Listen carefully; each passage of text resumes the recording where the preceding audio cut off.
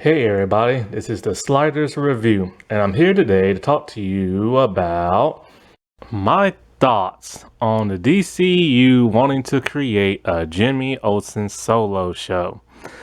And my thoughts to that is, ain't nobody asked for that. I mean, nobody. Well, except for probably three people. One being James Gunn, because he's talked about that before. Two, the actor who plays Jimmy Olsen. I'm sure he'll love to have his own solo show. And three, this one YouTuber whose videos I occasionally watch. I forget her name, but she has amazing, like, beautiful curly long hair. It's like curly and fuzzy, and like I appreciate good hair. And she's the only person I've seen so far who legit wants this show to happen. She's a huge Jimmy Olsen fan, and she's a huge Gorilla Grodd fan. And to that, I say, if she gets her show, good for her. Personally, for me, I don't want it. And I'm sorry, but the majority of people who are DC fans, the majority of people who are even James Gunn fans, don't want this show to happen. Now, it has not been greenlit. They're still in development stage.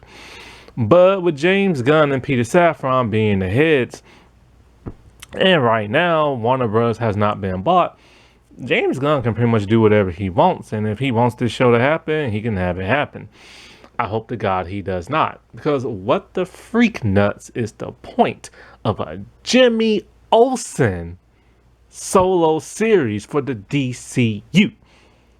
There are so many endless superheroes they could choose from, and they want to choose Jimmy freaking Olsen?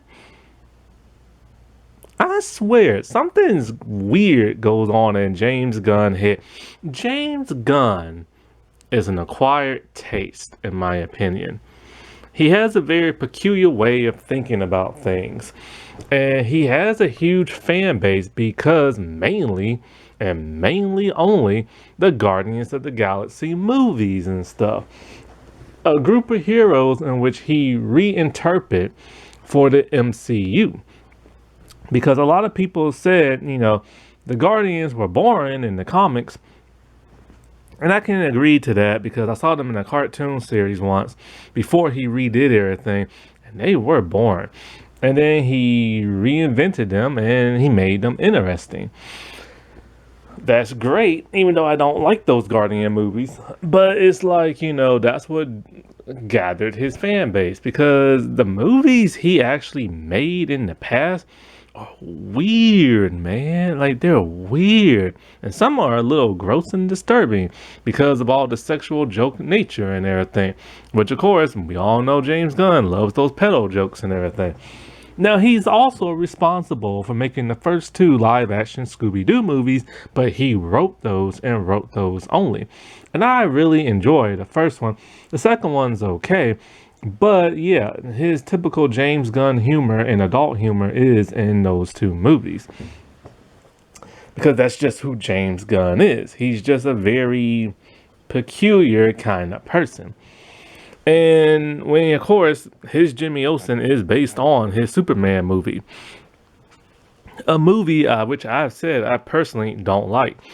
It just didn't do it for me. It's very incomplete. And it's only 11 minutes of action. Come on now. But a lot of people swear up and down this is a great Superman movie. It's so awesome. It's so this and that. I truly believe half the people saying that are just his fans, and the other half are people who just hate like what Zack Snyder did for the DCEU and what he did in Man of Steel and his version of Superman. I truly believe that, because it's weird that other people can complain about incomplete movies, but when it came to James Gunn's Superman, they think it's like gold and everything. But anyway, so it's based on his Jimmy Olsen. And out of everybody in that stinking movie, the person I liked the least was Jimmy Olsen and everything. I did not like how James Gunn reinterpreted this version of Jimmy Olsen. And, Before I finish on this, let me go on one slight little tangent. Now, when it comes to Jimmy Olsen, I've never been like a huge fan. It's just like whatever, you know what I'm saying? I've seen so many different versions. The only two I really like is the one from Smallville and the one from Supergirl. The one from Smallville kept his dorky nature, but also made him kind of cool. The one from Supergirl just made him cool and everything, a real manly man. Every other version, oh, also the one from Superman Returns were okay, but he was super dorky. But, you know, every other version of Jimmy Olsen is just like whatever. Animation, he's pretty okay. You know, he's interesting. I like the one from Superman Brainiac, the movie. I gotta talk about that movie one day. Anyway, but the one I really, really, really, really hate is the one from My Adventures with Superman. I can't stand that version whatsoever. And no, it's not because he's been race bent to black, because the one from Supergirl is black as well, which is the point of my tyrant.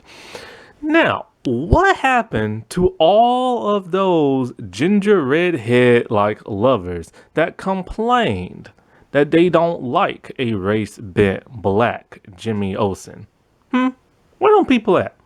Because here's the thing. This goes beyond Jimmy Olsen. They don't, okay, there's like a movement, of course, started by the angry white men of YouTube and everything, that later went on to the minions that went on Twitter, and even went as far as Elon Musk himself on Twitter, like complaining about how they race bend white ginger people and turn them black. Now, yes, modern day Hollywood has done that a lot. A lot. Going from 1, Jimmy Olsen, 2, Iris West, 3, April O'Neil, 4, whichever that redhead girl is from Josie and the Pussycats from that Riverdale show, and countless others. There is a trend in Hollywood where they're purposely erasing like redheaded white people and turning them black. And it's not black people's fault. It's Hollywood's fault. And who's in charge of Hollywood? White Hollywood and everything. So it's them erasing redheaded people for whatever reason. And then they just like, okay, we have to throw in a person of color, let's throw in a black person and race swap it like that. Anyways, there's so many people who were angry about this, including Elon Musk.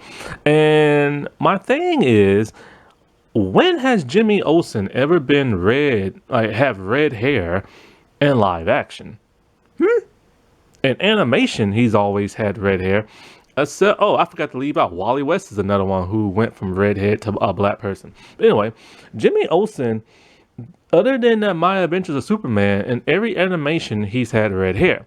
But in live action, he's always had brown.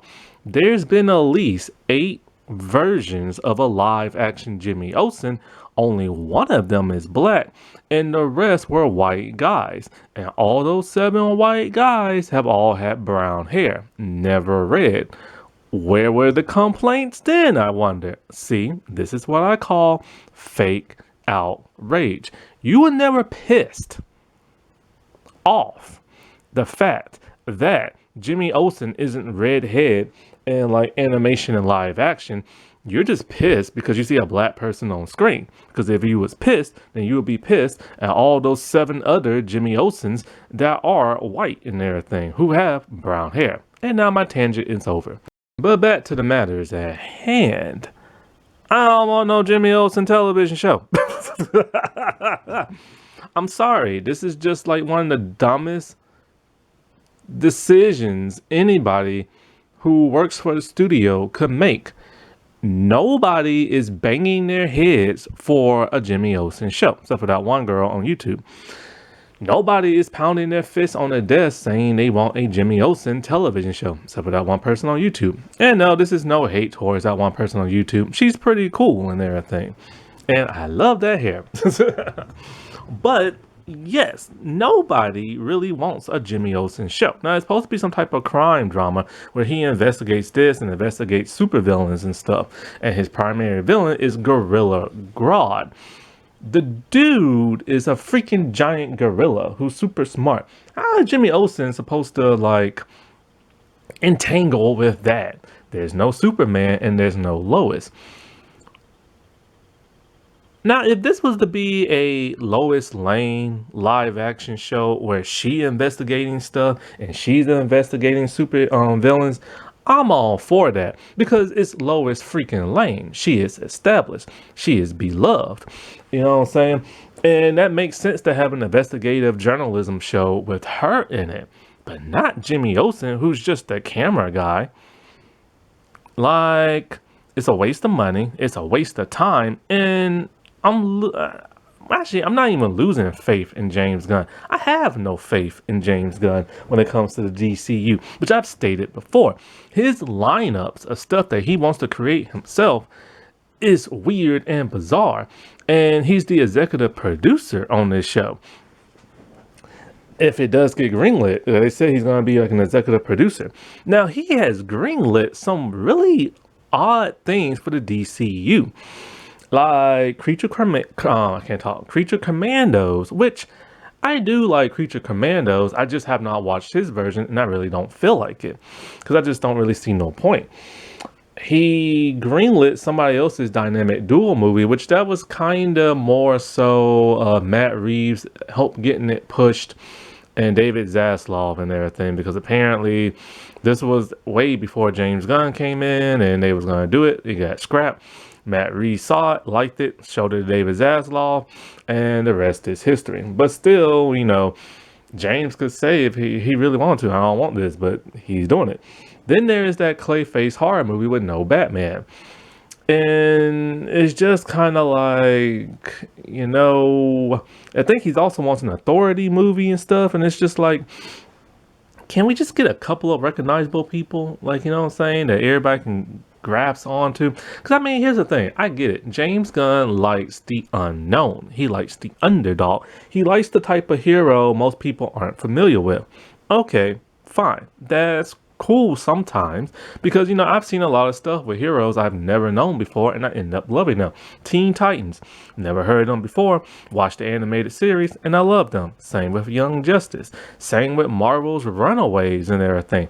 I now love that team and I did not know who they were before. So yeah, it is good to bring in the unknown, but it's also good to bring in the known. You know what I'm saying? There's so many live action shows that he could have done. And if they wanted to cut costs, there's so many like low level like vigilante shows he could do. But Jimmy freaking Olsen? Like, I don't get that. And not to mention, this is one of the this is one of the worst. I still hate the one from My Adventures of Superman. This is one of the worst versions of Jimmy Olsen I've ever seen. He comes off as like a player and a slight womanizer and everything. It's like he's supposed to be Superman's best pal, but he rarely interacted with Superman in the movie. Then sometimes what they like to do is partner him a lot with Lois Lane because he's her camera dude. But once again, he barely interacted with Lois Lane. So he wasn't Superman's pal in this. So he mostly dated, I think it was her name, Tessmacher or something like that. And then he dumped her. And for whatever reason, she just could not get over him. And she would just literally just trying to jump his bones the entire movie, constantly calling him, talking about how she misses him. And him, you've seen the way she looks. This is what she looks. And she's just like insanely in love with Jimmy Olsen and everything. And it's just like, what was James Gunn's thought process when doing this? And I'm starting to think, and it's like Jimmy did not want this woman. I mean, look at her. He didn't want her. And he just kept giving these weird, awkward looks whenever he was around her. And, you know, and it's just kind of like, he was like, just, I don't know, man. It's just like, what was James Gunn's thought process when it came to this version of Jimmy Olsen? Like, I'm at a loss for words. First of all, why didn't he want her? Yeah, she's a little dumb in the head, but still. And it's just like, he didn't want that. And it almost came off like he used her and stuff, just to get information from her, put her life in danger and stuff. He was just a sleaze bag and everything, in my opinion. And this is the version now we're gonna get. Who the heck wants that? This is a sleaze bag version of Jimmy Olsen. And I truly believe James Gunn put himself in Jimmy O. Like, this is like based off. I truly believe James Gunn, like, the inspiration for this version of Jimmy Olsen was James Gunn. You know what I'm saying? And every other nerd. I truly believe. Because, James Gunn has a hot, like, beautiful blonde, like, wife and everything. I truly believe this is just him. You know what I'm saying? Him being his, like, weird self and him having this attractive woman. And it's kind of like every nerd's fantasy. You know what I'm saying? Nerds grew up wishing they could have that hot looking girl, that hot supermodel, this and that, to only get one, but to be all like, I don't want you and everything, to reject them. Like, you know what I'm saying? Jimmy Olsen is not a stud. Like, he's not. So now we're about to possibly get a show centered around Jimmy Olsen, where he's investigating, being his sleazy, like, it's not so much a womanizer, but like uses women. Well, it kind of is a womanizer, kind of. Or is it one who dates tons of women and uses them and then goes, I don't know. But anyway, he sucks. He uses women. And he's sleazy. And he's uninteresting. This version is highly uninteresting and stuff. And so it's just kind of like, I don't want to see him be a protagonist, have like what, 8 to 10 shows or 13 where he is the lead and he's investigating all these major DC supervillains who could take him out with the flick of a finger. Like, I don't want to see that. You know what I'm saying? How is he supposed to go up against Grodd? The dude is like, has like, what is it? Telekinetic powers and everything. He's really strong. He could rip Jimmy in half. How is Jimmy supposed to outthink this dude? Like, you know what I'm saying? And other villains that's supposed to appear in this. It is one of the most pointless things I've ever seen in development. Like, he introduced us to a hot girl, a Mr. Terrific, and a version of Green Lantern. Now, he's not going to have 2 Green Lantern shows, and Hot Girl will be a little bit too hard because she has to fly around and crap. But how many people, after watching that Superman movie, loved Mr. Terrific and have been saying he needs his own project? There you go. He had the opportunity to give Mr. Terrific his own project, because I don't really see Mr. Terrific having like his own movie. I just don't. But his own television show where we can, like, because they had one on, what was that? Was it Supergirl? No. Was it Green Lantern? Flat. It was one of those CW shows. And we had one version of that. And I didn't watch whatever show that was on to like see that version. But here we can get another interpretation of him, and one that the general audience and the casual audience seem to really gravitate to when they watch that Superman movie. So why not make one for that instead of Jimmy Olsen? And Mr. Terrific, take away the stupid chair. The T-balls can just like be like, they can easily make those levitate with CGI and they don't have to be around a lot. And he can just walk around and punch or ride a motorcycle or something. You know what I'm saying? Like, there you go. It was right there. The concept and just everything was right there. And he's going to pick Jimmy Olsen. I don't get that. I don't get his thought process. I really don't. I truly don't. He's a bizarre man. Like, he's just bizarre.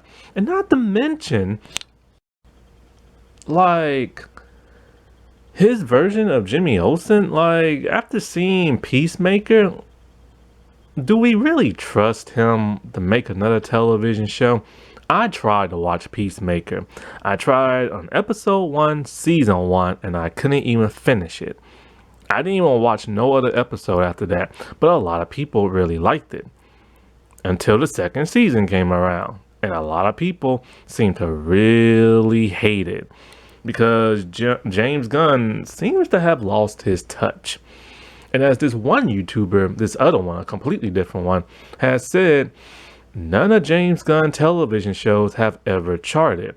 Not on the originals chart, the Nielsen chart, like his shows just aren't that interesting because it's a peculiar, it's an acquired taste. You have to actually like it. You actually have to like his toilet humor and everything. And his shows that sometimes don't even serve like a point. And it's just kind of like, I don't trust James Gunn helming the DCU. I don't. He is not who should be in charge.